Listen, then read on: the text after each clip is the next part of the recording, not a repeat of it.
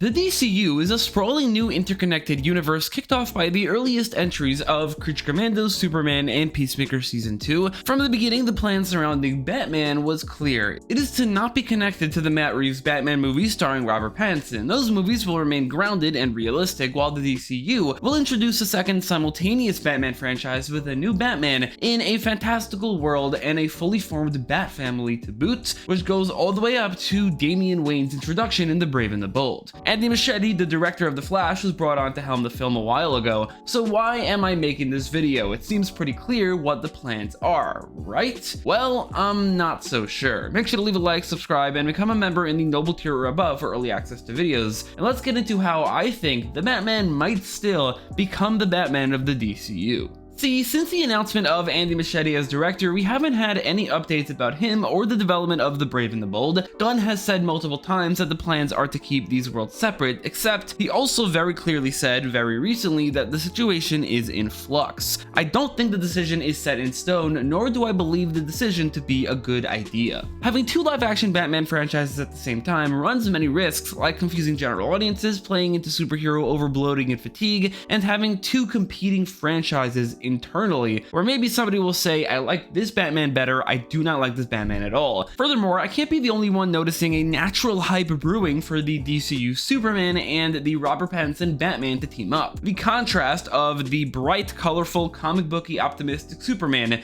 and the dark, gritty, and grimy, but hopeful Batman feels so perfect for the world's finest dynamic. I've heard people say the two worlds feel too different, but that's actually going to be the entire point of the DCU. James Gunn's goal is for no two projects to feel exactly the same, for there to be different genres and tones. I think the Batman could definitely fit into the DCU, or rather, it can if we make some adjustments. Let's look at everything we know about the DCU Batman and Pattinson to see if it's even possible for them to be one and the same. We got a look or two at the DCU Batman in Creature Commandos, and I could see why somebody would say that this can't be Pattinson because he's a lot bulkier. I think this can be explained away by the angles, stylistic art style, or maybe he is wearing a bulkier suit. Clearly, as he takes on Dr. Phosphorus, this would take place later in the timeline, which we'll get to. It makes sense that he could bulk up or he could get a different suit. It's not that big of a deal. A slightly bigger deal is that in Superman, it was made clear that metahumans have been publicly known since the 1700s, and is now a world full of heroes. In the Batman and in the Penguin, the world is far more grounded, with no metahumans of any kind appearing or being mentioned. This can feel like an immediate disqualification for the idea, because the Batman doesn't feel like a world with metahumans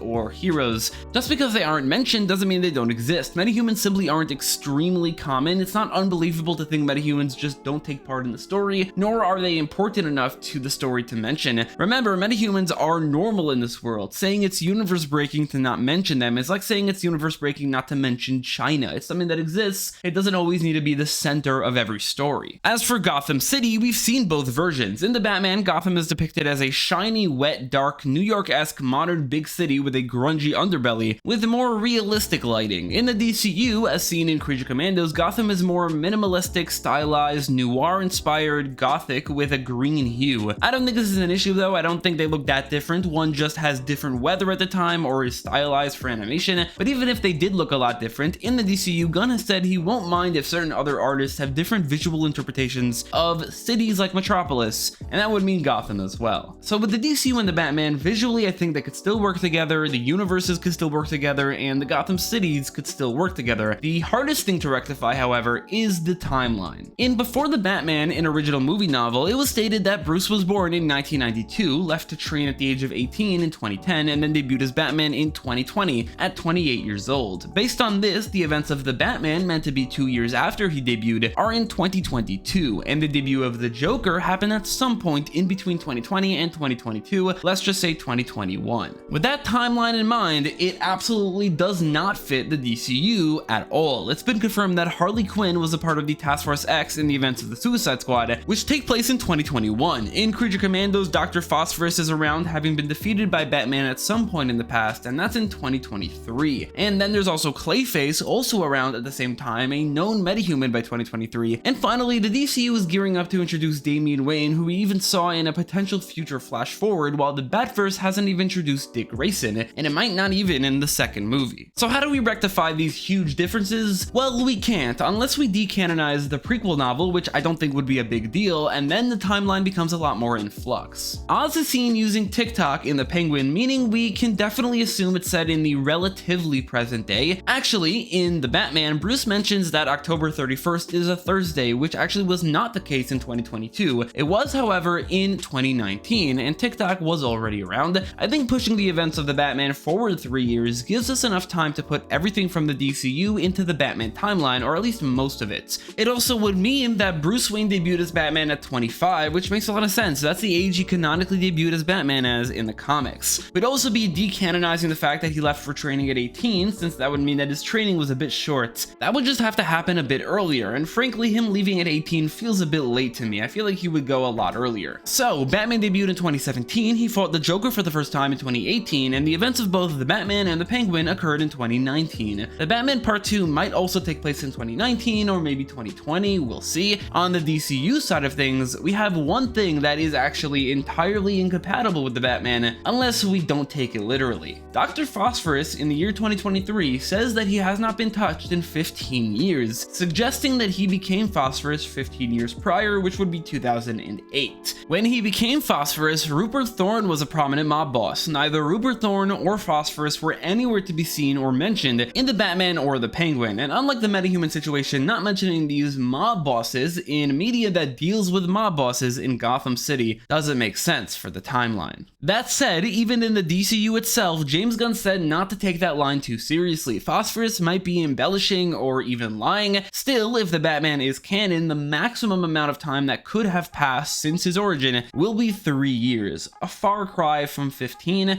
but again, I guess Dr. Phosphorus was lying, because even in the DCU, even if the Batman isn't connected to this, I don't think the Batman of that world will have a 15+ year timeline anyway. The final thing we need to consider is Dynamic Duo, an animated film showcasing the origins of both Dick Grayson and Jason Todd as Robins and their diverging paths into their heroic careers. Gunn has said it might be canon, but is not sure if it fits the continuity. This might actually be because the Batman of it all is in flux. Maybe if it's incorporated, it's not canon, if it's not, it is, or the other way around, I don't know, but for the purposes of this video, I'll be assuming a classic Bat Family timeline rather than the simultaneous Robins that Dynamic Duo is going for. So that out of the way, let's see what the timeline of the DCU Batman would look like, with the Batman and the Penguin both being canon to the DCU. In 1992, Bruce Wayne is born. In the year 2000, Thomas and Martha Wayne are killed in front of an 8-year-old Bruce. In 2007, Bruce, at 15 years old, leaves to begin training. In 2017, Bruce, now 25 years old, debuts as Batman. In 2018, Batman, now 26, faces the Joker for the first time. Apprehended, the Joker is sent to Arkham, and it's in this year that Batman and James Gordon form a partnership. In 2019, the events of both the Batman and the Penguin occur. The Riddler debuts, Catwoman debuts, Riddler kills Carmine Falcone, the Riddler is sent to Arkham where he meets the Joker, Gotham City is flooded, Batman, now 27, leaves his vengeance persona behind in favor of being a beacon of hope. Selina leaves Gotham, Sal Maroni dies, Sophia Falcone kills the entire Falcone family but is sent to Arkham, and Oz Cobb, aka the Penguin, takes over as the top of the criminal underworld. In 2020, the events of the Batman Part 2, Clayface, and a part of the Creature Commandos Episode 6 flashbacks take place.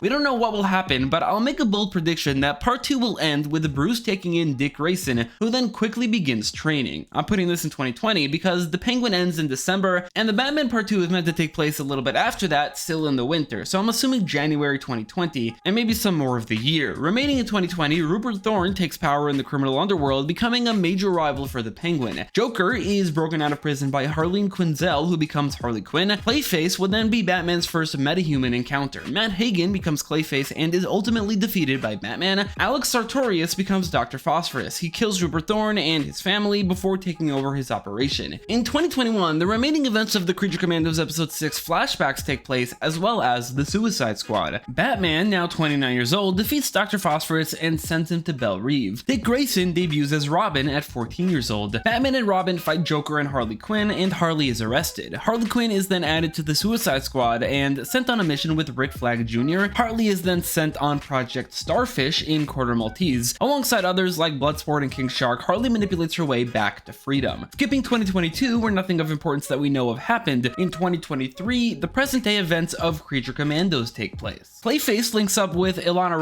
Bostwick aiding her in her plan by killing and replacing Isla McPherson. Dr. Phosphorus is used as a member of Task Force M, becoming a mainstay member of the Creature Commandos going forward. Getting a little creative, when asked about the first meeting between Superman and Batman, James Gunn said, "We don't know yet if Superman and Batman have met. I'm gonna assume they actually have, and that Batman, now 31, would team up with Superman for the first time. Superman debuted a year prior to this in 2022, while Batman is already in year 6, but they are of very similar age. Barbara Gordon, now 17 years old, debuts as Batgirl. In 2024, Robin, now 17, meets Superman for the first time, and he learns about the story of Nightwing of Krypton. In 2025, Dick, now 18 years old, becomes Nightwing, and Jason Todd, 14 years old, is taken in by Batman to begin training. In 2026, Jason Todd becomes Robin, but also that same year, Joker would kill Jason and paralyze Barbara, who is now 20 years old. In 2027, Barbara, now 21 years old, becomes Oracle, while Tim Drake, who's 15, forces his way into the role of Robin. After being dead for a year, Jason Todd would return to life. Then he would either become Red Hood in 2028 if they want him to already be Red Hood by Batman the Brave and the Bold, or maybe they're saving that story for a second Batman movie, in which case he wouldn't become Red Hood until 2030 or later. In 2029, maybe even coinciding with its release, Batman the Brave and the Bold would take place. Bruce is now 37 years old and has been Batman for 12 years when he meets Damian. Damian could then also be 12 or maybe even 13, as maybe he was born right before Batman began. Damian replaces Tim Drake, who is now 17, as Robin. Tim Drake would then find some other identity, or maybe he would just be also Robin. This would mean that during the events of Superman, as in 2025, Batman has been around for 8 years. Bruce is 33, which is still 6 years younger than current Robert Pattinson. Dick is 18, Barbara is 19, Jason is 14, Tim is 13, Damian is 8, and Batman has fought the likes of the Joker, the Riddler, Catwoman, Penguin, Carmine Falcone, Harley Quinn, Clayface, Dr. Phosphorus, and maybe Rupert Thorne. All at the very least, there's a lot more timeline to fill in that he could very well have fought.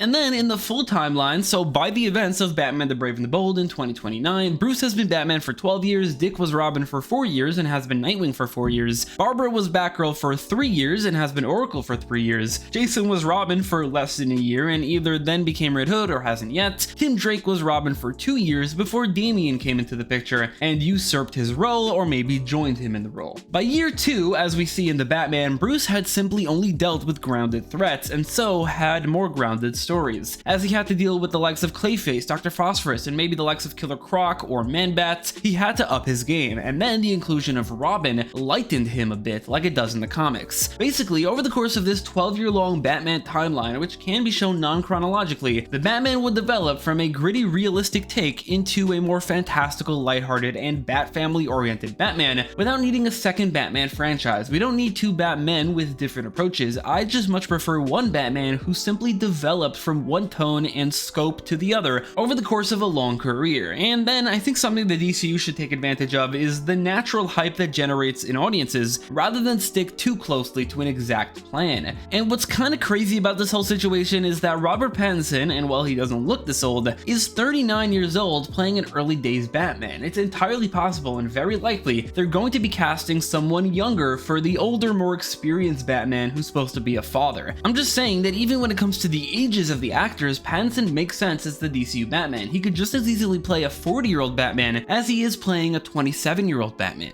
That said, there are definitely reasons to stick to the plan. As you can see, in order for the Batman and the Penguin to fit into the continuity, you'd need to decanonize some things and then make one or two logical stretches. The timeline might also be confusing for general audiences, like Clayface releases in between the two parts, but takes place after part 2, and then everything takes place before Creature Commandos. Dynamic duo being thrown in there could also make things even more confusing, but then again, that's kind of the plan anyway. This is the Star Wars model. Things are released out of order, and James Gunn has directly mentioned that universe as the inspiration for the DCU structure. And it's possible that this might force the Batman trilogy to be cut into a duology to allow for the Brave and the Bold to then come out, or maybe they change the third movie to take place in the present day. Maybe the third movie will jump 10 years into the future and then be the Brave and the Bold. But what if that's actually the reason the script for the Batman Part 2 took so long? Maybe Matt Reeves had an idea in mind, one that remains entirely grounded. James Gunn in 2022 approached him with the idea to incorporate it into the DCU, but Matt Reeves didn't think that would work, so Gunn decided to make his own Batman, one that is entirely different from the Batverse. Gunn hired Andy Muschietti for The Brave and the Bold, and the plan was set. But then Reeves had a change of heart, found a way to incorporate the story into the DCU, and maybe had a great idea that involved fantastical elements, and thus made some drastic changes to the script, which delayed the movie by a year. That explains the delays, the lack of any mention of Andy Muschietti or The Brave and the Bold, the constant mentions of Matt Reeves and Pattinson by James Gunn, and the mention of the situation being in flux. Personally, I want Robert Pattinson to become the DCU Batman. I want to see him get a Robin and a Bat family like I always wanted to see, even before the DCU was announced. I want to see him develop into fantastical territory and team up with Superman and then become a founding member of the Justice League after having developed a lot. I was never a fan of this idea of there being two different live-action Batman franchises at once, so if the plans are changing, I'm actually glad.